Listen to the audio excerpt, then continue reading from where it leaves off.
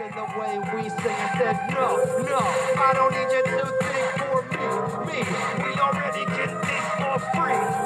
The awakening ancestors got us banging on the walls and the doors of the system. Stand and speak the truth of the peoples that resist them. Tired of false histories with all the facts they twist them. Memories of my culture by generation missed them. So their lies don't mean a damn thing. Ain't we're the damn sin with the poison they bring. Every time they speak an evil bell rings and a tower filled with screams and scorpion stings. The sinner of all sins in a world filled with babies. A monster in a dark robe and frothy mouth from rabies.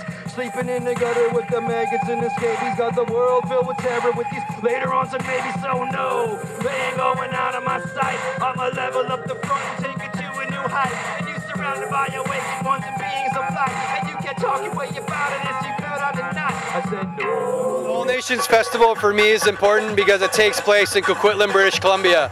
And the namesake of Coquitlam comes from my 5 times great-grandfather. And so this part of the world is where I come from. And so to have a multicultural indigenous arts festival in this area is important to raise the narrative for Coast Salish people around and for us to build a collaborative relationship with the communities here. Yeah, there's lots of different, I mean, you're performing rap, but there's a lot of different folks behind you. You've got some Persian culture, dancing, and that kind of stuff. So again, it's not First Nations festival, it's an all nations festival. So the concept of rap music and sort of activism or First Nations culture and how that works. You know, being First Nations, it kind of comes with a thread of activism just in our experience. We're born into a colonial state and we're always fighting for rights and we're stewards of the environment, and that's the position that we take. Hip-hop has given me an avenue to be able to travel around the world and spread this message, but also to be able to reach the youth. But also now, as I turned 36 years old this year, I'm able to construct music that reaches all generations. And so for me, it's kind of rebuilding the image of hip-hop into my own, a tool for myself, for self-expression, and to give out the messages that I want to share. So for the folks who are not First Nations out there and have come to the festival and they see you perform or they're experiencing the festival, what would you hope that they maybe add something to their knowledge set around First Nations in our area?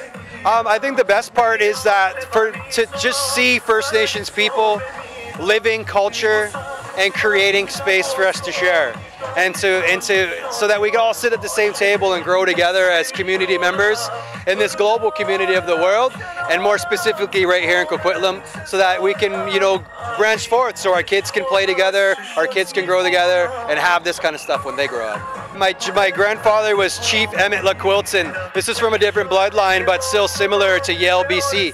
And I found his images were used as a logo for Family Dog Productions in the 60s. It was a rock concert promotional company. They produced shows for Janis Joplin, Bo Diddley, Grateful Dead. And so for me it was awesome because there's a huge ideology around appropriation of culture and the imagery. But I want to believe that he was honored. There's no descendants of the Chicago Blackhawk or the Atlanta Brave, but there's descendants of Chief Emmett LaQuilton, and so we're holding that in a high honor and regard, and we're working on a documentary about it to share that knowledge and to connect to communities, so we can look at these 2 men that years before I was born found a connection. And so it's that connection, that brotherhood that they found from generations apart as well, that interests me the most, and obviously the energy around my grandfather being a leader in the community, ambassador between cultures, and the same thing that I try to do is to bridge cultures and to help people understand Indigenous people as contributors to society and friends.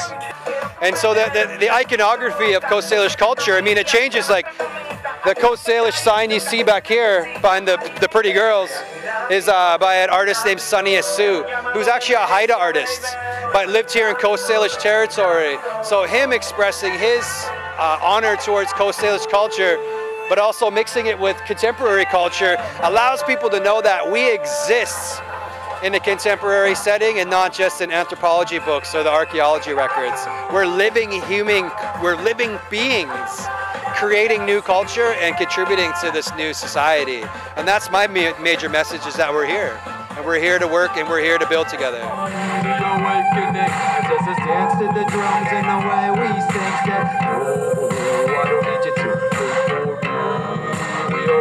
Think for free, the awakening. Ancestors dancing to the drums and the way we sing. I said, no, let's get free.